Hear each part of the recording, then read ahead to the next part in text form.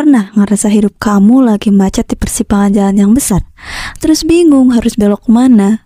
Sedangkan di depan kamu tuh ada teman-teman kamu yang udah ngebut banget dan tahu tujuan hidup mereka akan seperti apa. Sementara kamu masih bingung, ini harus kayak gimana sih?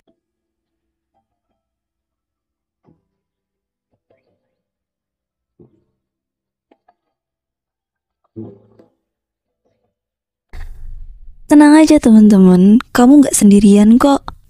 Aku juga pernah, dan kadang masih berada di posisi itu sih. Nah, quarter life crisis ketika hidupmu berada di persimpangan, karya Gerhana Nuryahayati Putri ini rasanya tuh kayak pelukan hangat, terus bilang, "Yuk duduk dulu, kita obrolin bareng-bareng." Buku ini ngebahas salah satu fase hidup yang sebenarnya sering banget ya dialami sama orang-orang, tapi jarang banget untuk diceritain secara jujur. Yap, quarter life crisis. Seperti namanya, quarter life crisis atau krisis seperempat abad. Nah, krisis ini dialami sama usia 20-an sampai 30-an yang mana mereka sudah mulai mempertanyakan identitas mereka, arah hidup mereka, pekerjaan, percintaan, ataupun makna kehidupan mereka. Ada yang bilang ini adalah suatu krisis kecil. Padahal krisis ini tuh dampaknya besar banget. Kenapa disebut krisis? Karena pada masa ini tuh kamu sebenarnya belum siap dengan keadaan, tapi sudah dituntut untuk memilih segala sesuatu. Di fase ini juga mungkin kamu pernah bertanya, apa jurusan aku bener ya? Kapan ya aku bisa mandiri secara finansial? Atau misalkan, kenapa teman-teman aku udah nikah ya? Udah kerja di startup ya? Sedangkan aku belum tahu mau kayak gimana. Dan ternyata realita dunia itu memang kejam dan tidak sesuai dengan ekspektasi. Nah, perlu digarisbawahi teman-teman, kalau buku ini tuh nggak nawarin solusi yang instan ya. Tapi dia tuh ngajak kita untuk pelan-pelan menyadari, memahami, dan juga membereskan isi kepala kita yang semrawut. Emang sih nggak semua dewasa muda ini tuh ngalamin yang namanya quarter life crisis. Tapi nggak ada salahnya juga kan untuk kita pelajari lebih lanjut agar kita tidak terjebak akan hal tersebut. Nah, istilah quarter life crisis ini tuh mulai muncul pada awal abad ke-19, di mana kemajuan teknologi mulai berkembang cukup pesat.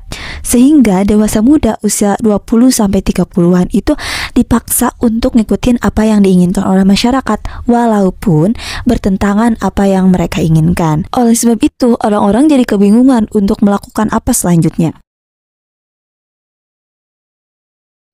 Ketika kamu merasa nggak tahu tentang diri kamu sendiri, apa yang kamu inginkan, dan apa yang harus kamu lakukan selanjutnya.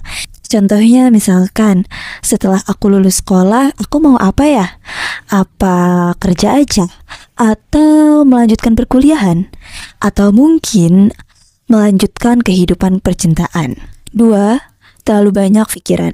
Gak jarang ketika kita dihadapkan dengan berbagai macam pilihan untuk masa depan kita malah menjadi kebingungan harus memilih yang mana. Contohnya misalkan, ayah kamu ingin kamu jadi A, sedangkan ibu kamu inginnya kamu tuh jadi B.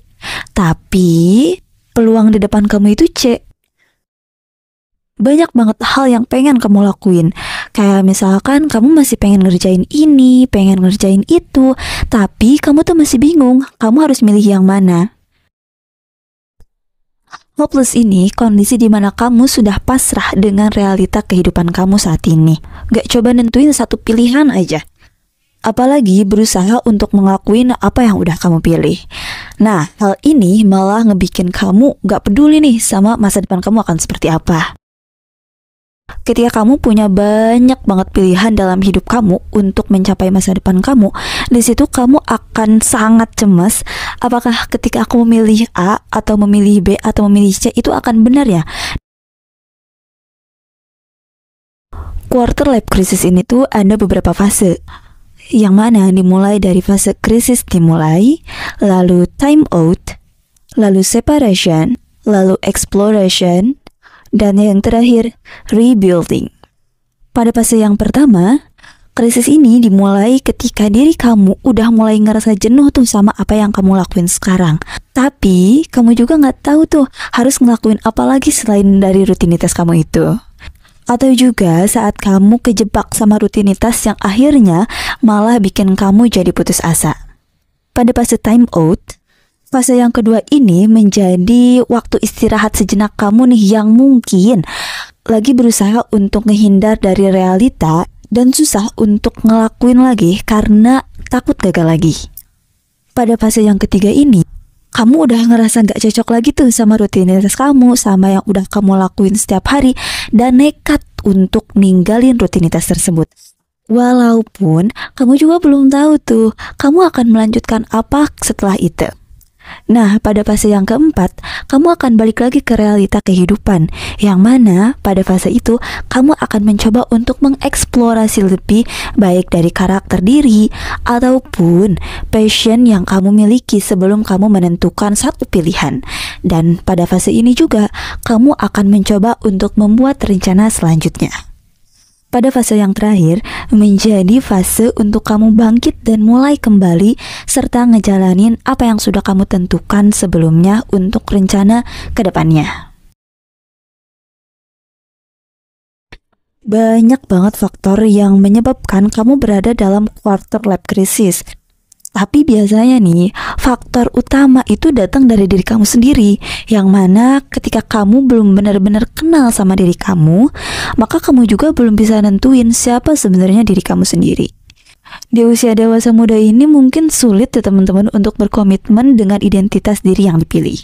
Karena pasti masih selalu aja ada hal yang mungkin kita ngerasa bahwa itu belum tereksplorasi secara lebih. Otomatis kamu belum bisa nentuin pilihan mana nih yang cocok untuk hidup kamu ke depannya. Tapi gak cuma itu, ada juga beberapa faktor lain yang bisa nyebabin juga kamu berada dalam fase quarter life crisis ini. Misalnya, keluarga kamu yang selalu ikut campur akan kehidupan kamu. Atau social clock, yang mana kamu ngerasa terbebani sama masyarakat sekitar berdasarkan norma kultural. Atau zaman sekarang tuh ada yang namanya istilah standar TikTok.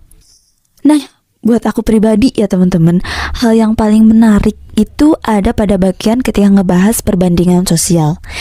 Dimana zaman media sosial sekarang tuh kayak kita tuh cepet banget ya untuk ngerasa tertinggal dibanding orang lain. Misalnya ketika kita buka Instagram, lihat teman-teman kita udah dapat beasiswa luar negeri, kerja di startup, atau misalkan nikah di venue yang mewah.